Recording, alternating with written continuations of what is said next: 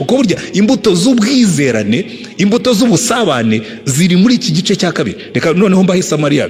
Ikintu cya mbere, ubu busabane butangirana n'Imana. Hari ubusabane hagati y'umuntu n'Imana. Imana ikaza ikaganiriza umuntu nawe akayiganiriza. Amen. Ubusabane bwa kabiri buba hagati y'umuntu n'undi. Adamu na Eva bakabana bambaye ubusa ntibakorwe n'isoni. Ubusabane bwa gatatu bukaba hagati yabo n'ibibakikije, kuko barabitegekaga bikemera bikabumvira, kuko niko Imana yari yabahaye ubutware babwira ngo ibi byose mu bitegeke. Jewe nzategeka ijuru, ariko ndabadelegatinze, mbahaye delegation, mbahaye kuba hano ku isi mukayitegeka nk'uko ntegeka ijuru. Haleluya.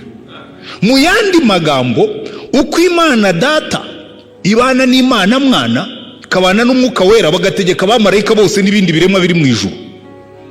Aravuga ati namwe hano ku isi uzabane n'umugore wawe n'abandi bose muzaremwa, uko tubana tutagongana, uko tubana tutabyigana, uko tubana tudashihurana. Burya Imana Data na Yesu n'Umwuka ntabwo mbese ni umwe kandi baratandukanye.